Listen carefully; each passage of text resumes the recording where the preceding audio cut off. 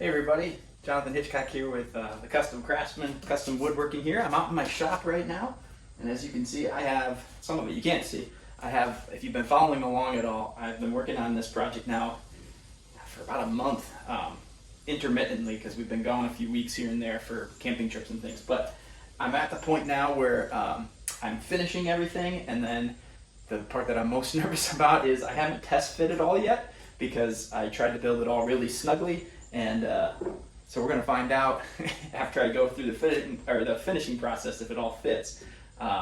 Because it's so snug, I was kind of worried if I test fit it that I wouldn't be able to get it back out. So if you haven't been following along, this whole thing is being built with no hardware. So it's all just dado joinery for these big shelves that I've carved. And then there's an epoxy, live edge epoxy river table that's going on top. That's down in my basement right now because it has some holes that I filled in. So I just thought it'd be kind of cool. I thought some people might be interested to see my finishing process. There's a lot of different finishes out there and a lot of different ways to kind of do the same thing. One of my go-tos is Watco Danish Oil. This one's a well-loved can, as you can see. I just went and bought some more here in case I run out while I'm in the middle of this. But I already finished the underside of this shelf and the side edges. So I'm on the top of it now, and I thought I'd just show you my process. The directions itself, if you look it up online, there's people that do this a lot of different ways. I've read some Reddit posts of people doing like 8-9 coats back to back to back to back to back. Some people do one coat and then wait 8 hours and then sand down and do another. Some people say never sand it because it gums it up. So there's a lot of different ways, and probably if you're finding success in the way that you're doing it, it's okay. The can says to apply it liberally and then wait 15 minutes and then reapply it again and then wait another 15 minutes and buff it off. I think the most important thing that's pretty consistent, pretty universal is you don't want to let anything weep out after time and just sit on top of the wood because it won't cure. It just kind of gets gummy if you just let it sit up on top. So my method that I've developed, that I've kind of tested several different ways that I really like, is I actually will put it on a nice generous first coat on, and then basically if it takes me about 15 minutes or so to go across here, maybe not quite that long, 10-15 minutes, it takes a little longer with some of this carving live edge fake stuff to try and fill in all the cracks, but after I get across, it's been about 15 minutes, so then I actually will come back and buff out what I did. I just use regular shop towels and buff it out, and then I will apply a second coat, and I will do that 3 times. So I'll just go back to back to back 3 different times, and I buff in between each time. I don't know if that's a good thing or a bad thing. That's just my method, and then I let it sit for overnight usually, and it's dry to the touch by that point. Probably not fully cured for another couple days, so I wouldn't do too much heavy duty stuff on it, but that's kind of my method. So I'll just kind of show you here. You want to make sure Danish oil is one of those things that you definitely want to make sure it's mixed. Like I said, I've been using this already, so it's not something like polyurethane or lacquer or something that you don't want to shake, because it's not going to cause any bubbles and streaking by shaking it. It's an oil that, it's not a film finish, which is exactly why I'm using this in this situation, because I don't want to add even a minimal amount of top coat layer, because these dados are basically perfectly fit at this point, and so anything extra I'm nervous would inhibit the ability for me to slide it in really easily when I go to do that later. So here we go. I just use an old t-shirt. I've cut up a piece of a t-shirt here. The one note I will say, this is from my wood supplier who's got 50 years in the business. He talks about Watco Danish Oil, or just Danish oil in general, being one of the most dangerous in terms of self-combustion, which I am hyper aware of because my neighbor across kitty corner from us is a woodworker, older gentleman, really great woodworker, builds beautiful furniture, and his whole shop actually burned down last September, a year ago now, because it was polyurethane that he had done some finishing on and thrown the rags in the garbage can. It was just, I think he just wiped something quickly, and they self-combusted and burned half of his house and his whole shop down. And so I'm hyper aware of that. I've got a metal Christmas can that I keep outside away from the house. and I put all my rags and stuff in. When I'm done, I throw them in there. So if anything did self-combust, at least it's in a metal can. And then at the end of the week for garbage, I throw it all out at the end of the week. So be very aware if you go to use Danish oil, it's one that you don't want to just leave rags bundled up or towels or anything wadded up, because apparently it's a pretty high risk for self-combustion. So, all right, so here's how I do it. I just kind of dip in. I've converted, when I first started woodworking, I did what I had heard most about, which was polyurethane. And so I used a lot of polyurethane on things. And I still use polyurethane. In fact, I'm going to use it on the epoxy river section of this project because oil won't penetrate epoxy. So you need something that actually sits on top. So the polyurethane is a great candidate for that. And it's super durable, super tough. But one of the things is it's a little bit more finicky in terms of trying to get, at least in my experience, I could be user error, but a little more finicky in trying to get a perfect finish. I would oftentimes get some streaks or blotchiness, or something like polyurethane is so sensitive to dust in the air, and I don't have a dedicated, I'm super envious of the people that have dedicated finishing areas that they can kind of seal off.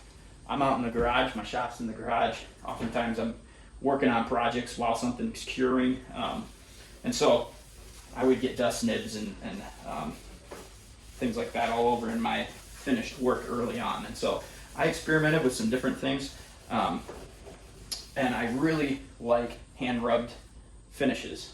They're just, to me, simpler to apply, and there doesn't seem to be, I don't get the streaks like brush strokes and things like that as much. And so I'm a big fan of doing anything I can with a hand applied, hand rubbed finish. So even polyurethane now, I actually buy the wipe-on poly and do the same thing as I'm doing right now. I apply it with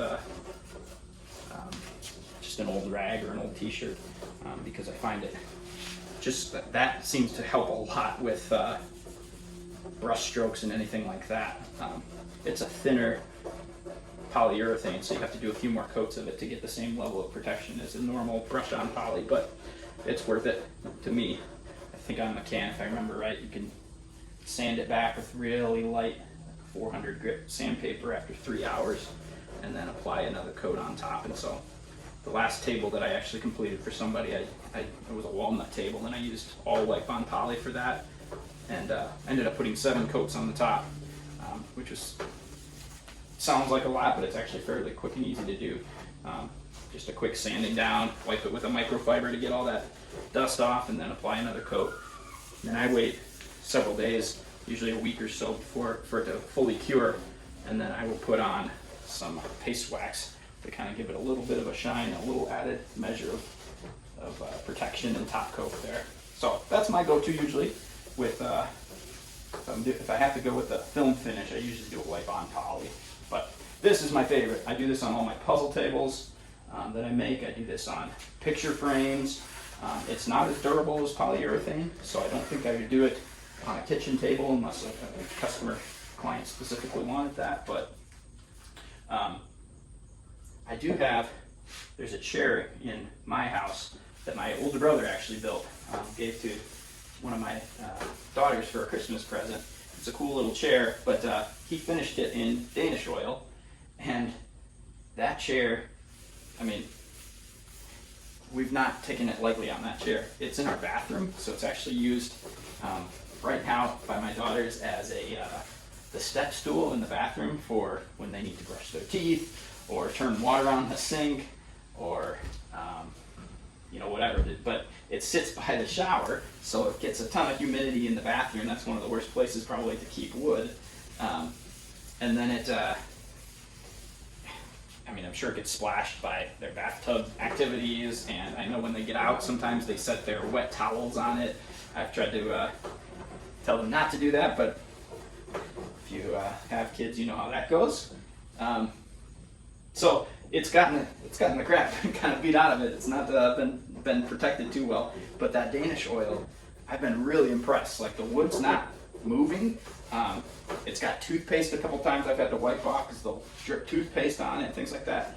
It's held up really well. It's probably at the point, it's a couple years old now, because we had it when my first daughter was firstborn actually, because we took pictures. So it's over 6 years that's just had Danish oil on it. And I've been super impressed. That's actually what convinced me to start really using Danish oil, because I was nervous I was going to lose a bunch of protection when I converted over from polyurethane. And then when I found out that that's what my brother had used, I thought, boy, that's how Danish oil looks after 6 years. I think it'll be all right on a picture frame that's hanging up on the wall. So it's to me, it's a goof-proof kind of finish. Even if you read all the people on Reddit and the different things that they do with it, the different methods that they have of applying, probably they all have different methods and they probably all work. And so to me, it's pretty goof-proof in the sense that it seems like it's kind of hard to mess that up. You just want to make sure I can see, probably can't see from your angle, but I can see as I'm applying it. Like right here is a dry spot, so the wood just absorbs the oil. And so you want to make sure, that's why I actually like going just back to back to back. You kind of soak those dry spots and keep oil on top of it so that it continues to penetrate into the wood and maximize the protection you're getting.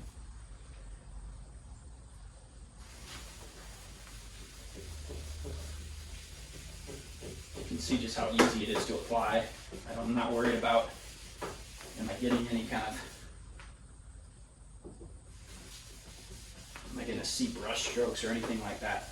When I've been finished with Danish oil in the past, the only time I've ever had any issue is if I didn't get it fully buffed out. I thought I had. A couple times I've had to finish. I've been under the clock and with projects that were due for clients, and so I've tried to finish it and quickly, and it leaked out a little bit before I could fully finish, and so then there was a little bit of blotchiness that I ended up having to kind of contact the client and tell them, I'm sorry, I'm going to miss the deadline, but you're going to thank me because you don't want it to be blotchy like this. So that's the only issue I've ever had, but it doesn't seem like, I mean, if I just did one coat of this and then left it for 8 hours and came back and did it again, and I did that 3 times, I think that would work just as well. If I put on 10 layers all at once here, I think that would work just as well too. So I would guess the more coats you do, the deeper the penetration of the oil, the more protection you probably end up getting. Anytime I've used it, I've found 3 to be more than adequate. But I have also read online that the more layers, sometimes if you're looking for a little bit more of a sheen, a little more gloss look to it, doing a few extra layers helps to give you that. So yeah, I can see a lot of dry spots where it's kind of absorbed into the wood here. So just take a clean shop towel here. I just come back. What time is it? So that was, it's been 11 minutes. No, that's wrong. What time did I start? I don't know. I'll look at the video. I'm getting confused. I've looked at my watch so many times here because I did the bottom and now I'm forgetting what time I actually started this at. Boy, just makes it beautiful. This is brown maple, soft brown maple, which I just love as a wood choice because I've worked with white maple before and I like white maple too, but sometimes I find white maple a little bit more boring if you're not gonna do any kind of coloring to it. The grain just kind of blends, it all kind of just blends to me, and so if that's the look you're going for, there's nothing wrong with it, but I sure like a little bit, personally it's a subjective thing, I like a little bit more movement and activity and variation. And this Watco Danish Oil just gives such a beautiful, there's no plasticky feel on top, there's no film finish, it's just bare wood. You can feel the wood grain after it's cured. So if you go to touch it, it just feels like you're touching raw wood. Which might, now that I say that, I feel like that's probably not the best thing to put on the internet, but you know what I mean.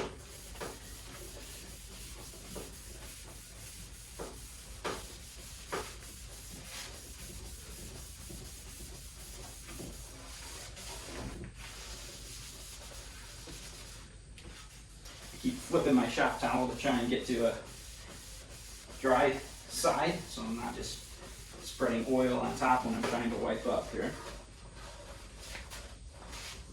But even after that one coat, it just is beautiful. Looks so pretty.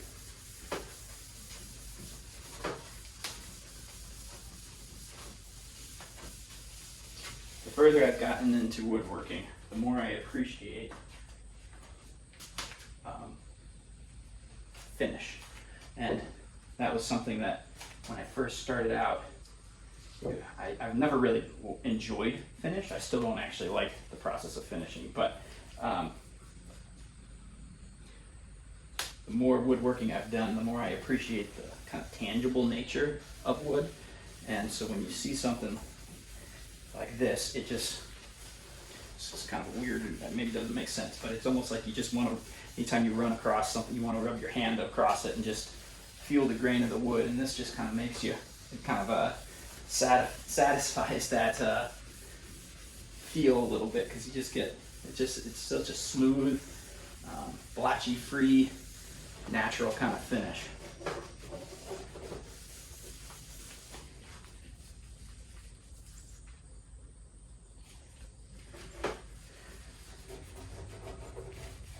Probably speed this part up now for you so you don't have to just keep watching me in real time. You guys get the benefit of seeing finish done faster. So we'll speed it up, and then I'll talk about here at the end where I'm at.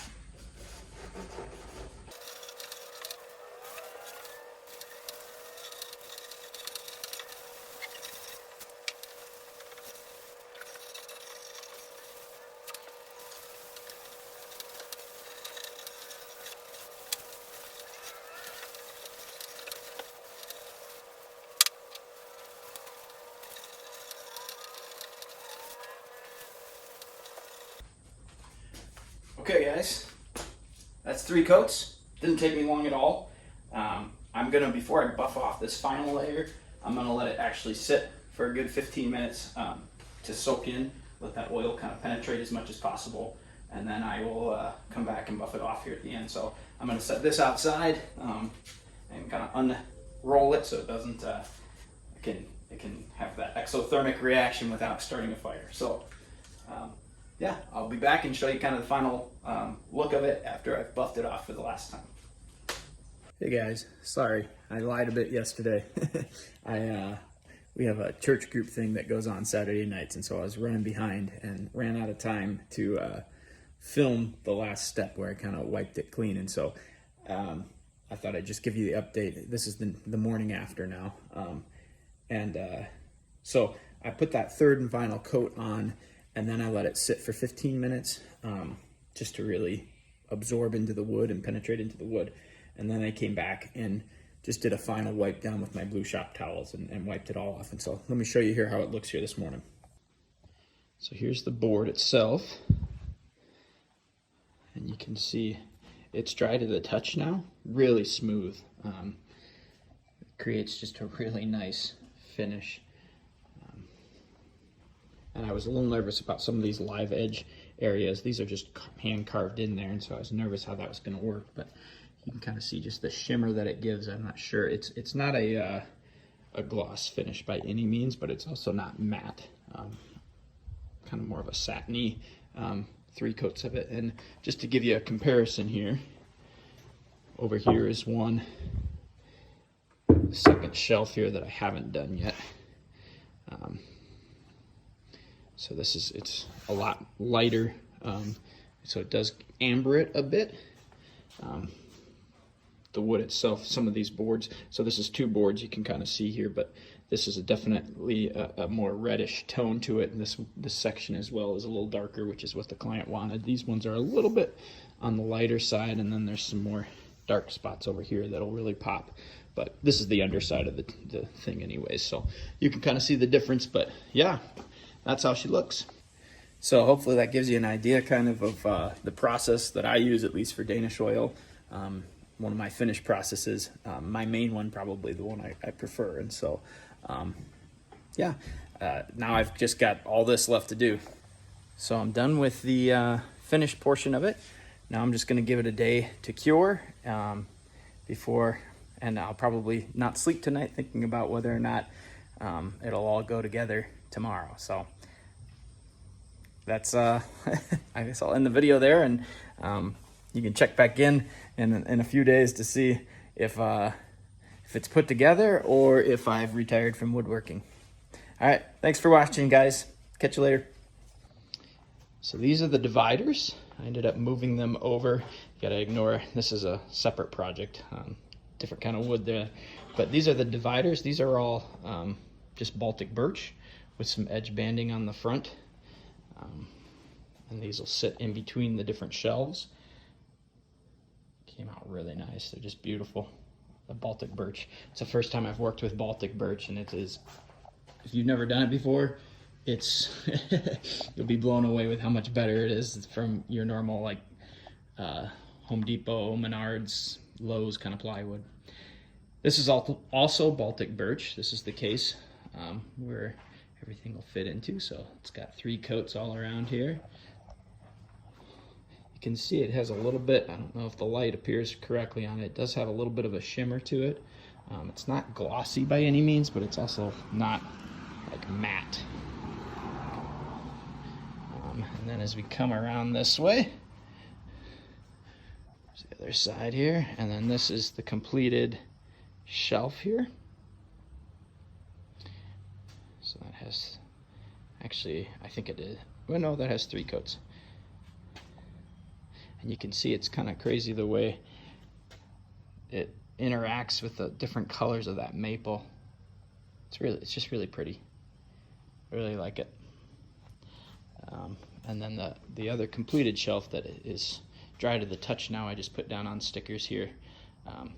So it was out of the way so I could do the rest of it. So yeah, so that's the whole project now. Hey guys, so it's 3 hours later. Fast forward, the beauty of technology here. You don't have to sit through the last 3 hours, but 3 hours have gone by and I have completed the entire project as far as finish goes with the Danish oil part of it. I got both of the big shelves done, I got the dividers done, and I got the big case all completed here. So everything has, I put 3 coats on everything. I'm considering after assembly, I'll take a look at how it all looks, and it's possible that I'll get it all assembled and then want to do one more just coat with it all assembled then. But I really like to assemble things, or I really like to finish things before final assembly, because that just makes it so much faster and easier, trying to get in all the nooks and crannies and make sure I got everything done. So let me show you real quick what we got, and then we'll end this video with that. So this is the case. I gotta go around and do all of that.